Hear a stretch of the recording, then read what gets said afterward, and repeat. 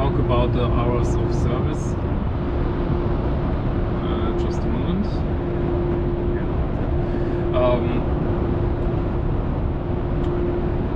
Yeah, hours of service. I think we should start with the basics.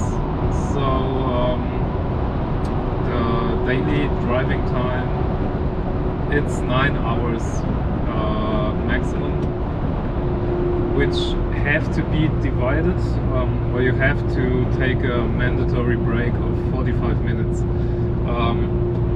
So let's say in theory, because we know the real life looks different, but in theory, we're driving 4.5 hours, then you take your 45 minutes breaks, and then you drive 4.5 hours again, and that's it, what you're allowed to drive on one day. You can split the break time into 15 minutes and 30 minutes, but you have to do always the 15 first and then the 30 minutes. So that's basically the one, the standard driving day, what you can do. Now the next step is something we call shift time, like working shift time. I don't know how it's called in your hours of service, but I know you have that 14-hour clock every day. We have something like that also. It's a 13-hour clock. So basically, you have to be done with your 9 hours of driving within 13 hours of a day. Of course, for every rule there's an exemption. So you can make 15 hours out of this 3 times a week. A week is always Monday to Sunday, and typically we say a working week is 6 days for truckers, so Monday to Saturday. So within one working week you can have 3 times 15 hours shift time. Standard is 13 hours.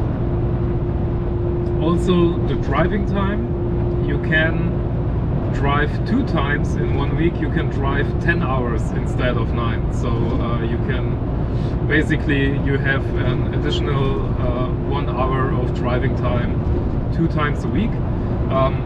But you have to take another 45-minute mandatory break.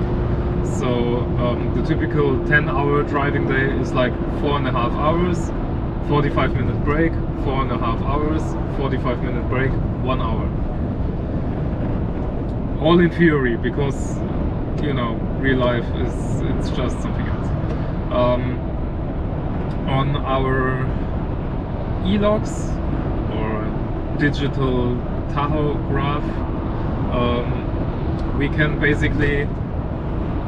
we can log in just 4 different things. Like the first is break time, or that would be something like your off duty or sleeper berth. And the second thing is standby time, something like that. I think that's the right translation for it, standby time. Yeah, sounds fitting. It's like when you're at a customer and you have to wait for docking onto a loading dock, but they don't tell you how long it will take. Then you're not free to, I don't know, go for a walk or do whatever you want. So you have to be on standby. So that's the standby time, like waiting times in such thing. Or in a team driving situation, when the co-driver is sitting there and not driving, that's also standby time. Now's the complicated thing. standby time is counted as break time for the 45-minute break times, but it's not counted for the 11-hour, or if you have a 15-hour shift time, then 9-hour, because we always look on the 24-hour time. It's not counted for the night time, for the small reset, if you will. So you have to be very, very careful. Yeah, like when you're on standby time, okay, the 45-minute break, okay, but it's not the reset thing. Then the third thing is, in German it's called the sonstige Arbeiten. So it's working time, but it's not driving time, like everything you do besides driving. For example, your pre-trip checking of the truck, or securing the load, unsecuring the load, or if you load up and load out yourself, or load or unload yourself, that's like this working time. And of course, the fourth thing you can log in is driving time, which the e-log and the truck does itself. So as soon as the wheels are turning, it's on drive time, and that's it. We don't have personal convenience. We don't have sleeper berth. We don't have that on duty, off duty. I think the sonstige Arbeiten, the working time, that would be something like yours on duty. Yeah, but we don't have it we don't have this much detailed, let's say, differences like you guys have. So yeah, we have just these four things, and that's pretty much it. Now here's the thing. In real life, as soon as the truck is not moving, you have logged in braking time, because in the traffic here in Germany, you don't have the possibility, or one example. I'm now at the customer, and typically in Germany you have to load and unload yourself, especially when driving for supermarket chains and things like that. So I'm driving to a supermarket, to a warehouse of them, and I'm going to the security guy, and he says, yeah, cool, your appointment is at 3, now it's 2:30, so you have half an hour. Here's a pager, there you can park, and then you wait till the pager beeps. Alright, so that should be standby time, and it could be standby time, it's okay. Then the thing goes off, and you drive onto your dock, and you start loading out or unloading. And here's the thing. Typically you should log working time, because you're working, you're unloading the truck, right? Then you have logged in working time, and I assure you, unloading one whole truck or one whole trailer, it's about 45 minutes to 1 hour of working time. So if you have logged in break or off duty, well, then you have your mandatory break time already logged in, and you can just drive off and go on with your day. Which means that on the evening, you pretty much saved that 45 minutes. So you can start 45 minutes sooner to search for a parking spot. I mean, if you watched my videos, I have several videos where it's absolutely impossible to drive to find a parking spot, and that's the rule. That's not the exemption. Like, every day you have trouble finding parking spots.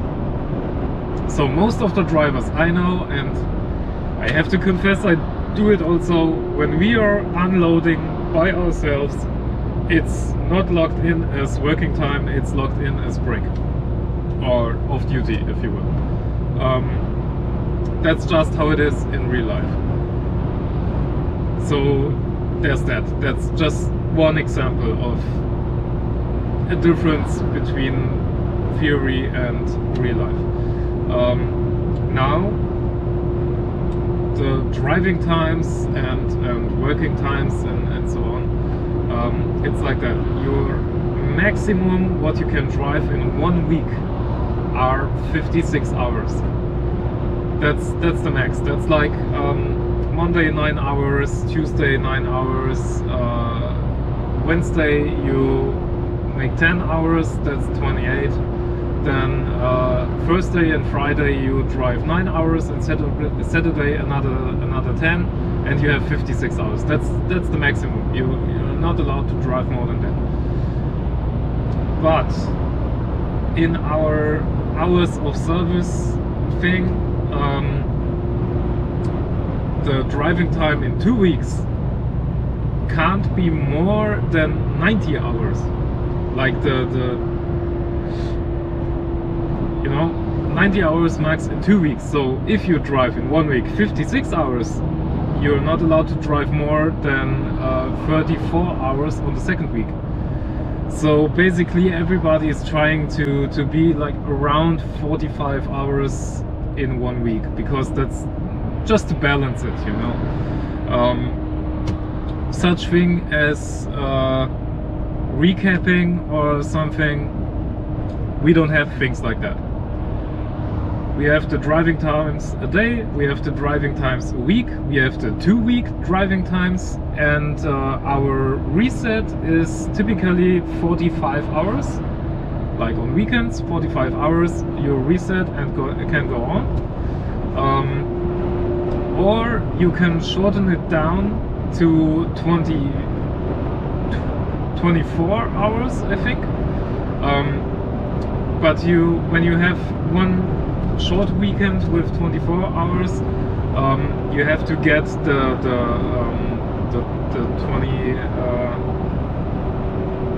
21 hours you shortened your typical reset time. You have to get it back within, I think, 3 weeks. Now it's getting complicated, I know. But people barely are doing this. Typically you have your 45-hour weekend reset and that's it. At least it was when I was driving like that. Of course, other companies or mega carriers, they have two driving teams on their trucks, and they stay out like for weeks at a time. They do these things because, well, for them it makes sense. But I try to tell the basics, not the exemptions. So I hope to this point you somehow understood what I told you. Another thing we have to talk about are the team driving situation. That's also a little bit complicated. I know that you guys in Australia and Canada and USA, I know that over there one driver drives, the other is in the sleeper, then the second driver drives while the first one is in the sleeper, and that's it.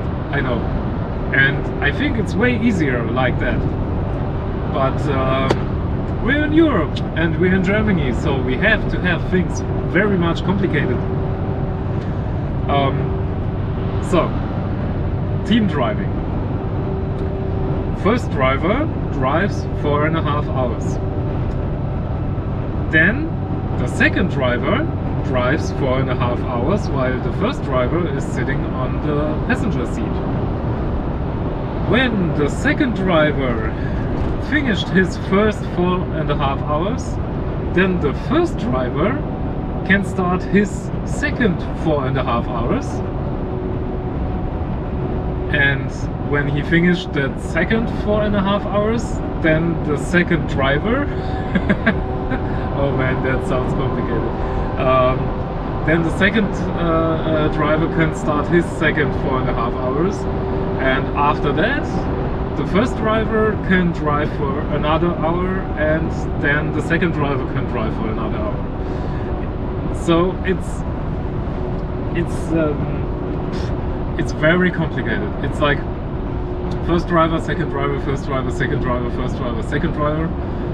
And it's because the 45 minutes and the 4.5 maximum driving hours, these are mandatory. There's no discussion about it.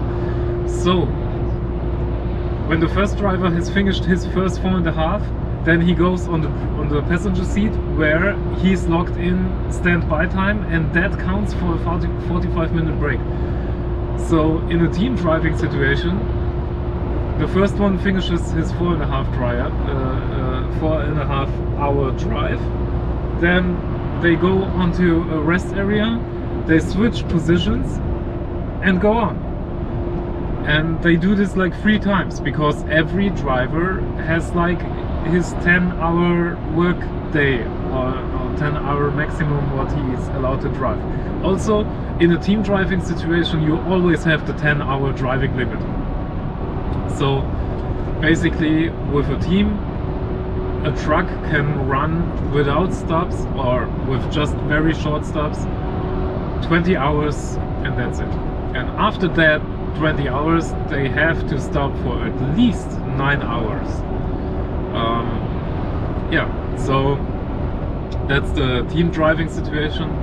And just now I remembered another thing in the single driver application.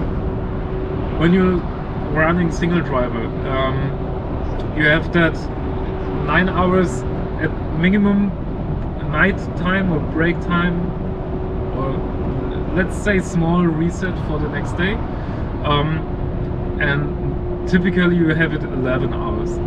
You can split that also. You just like the 45-minute breaks, you can do 15 and 30. The night break or the I don't know how to call it. Let's say the small reset, okay, for the next day. It's 11 hours, and you can split it, attention, into 3 hours and then 9 hours. So there's 12 hours then. That's also because the European Union says the 9-hour break time for the night is the minimum. You have to do this at least. So if you're splitting, you have to have somehow the 9-hour thing. And they say, okay, you can split it in 3 hours, and then you make your 9 hours, so you have 1 hour more. I don't know the exact sense behind this, but well, that's how it is. I'm not here to question these things. I just have to follow it. Yeah, so to wrap this up, 9 hours driving time a day divided into 2 times 4.5 hours. 2 times a week you can do 10 hours a day. The shift time, the maximum working time a day is 13 hours, and 3 times a week you can push it to 15 hours. And break times for a night are, well, dependent on that. You always have to get your full 24 hours. Break time 45 minutes, you can split it in 15 and 30, and that's pretty much it. I know it's complicated, it's not easy to understand. It took myself really a long time. I have to basically sit down and learn it, and yeah, that's just how it is. If you have questions, please let me know. In the sun is blinding now very as you can see. Get a little bit higher. Okay, yeah, that's better. Yeah, so if you have questions regarding hours of service, please let me know. Write it down in the comments. I'm happy to answer it. I'm also happy, and I think I will do another video on this. Maybe we should do a frequently asked questions video. Like, if you have questions to me, please just put it down in the comments, and I will do a video answering your questions.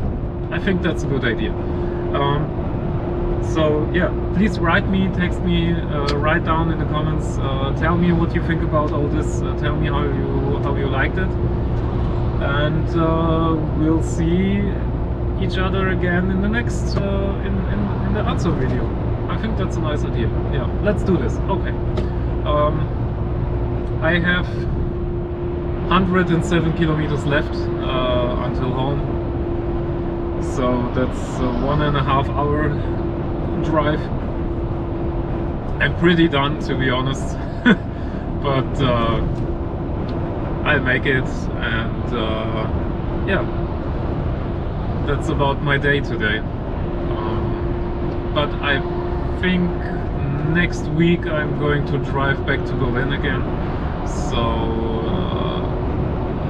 maybe I can make another video then. We will see. I hope you enjoyed this one.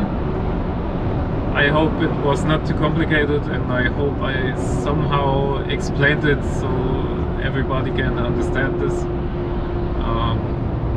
But actually, that's just a small hope, because even most of German truckers don't understand the exact rules. Also, I'm not perfect, so it could well be possible that there's a mistake that I made in the hours of service, because my information is also yeah, about 10 years old now. Of course, I'm reading and try to stay updated on these things, but well, something could always slip through. So yeah, no guarantee, but that's pretty much the standard. Okay, that's it. Thanks for watching again. See you in the next one.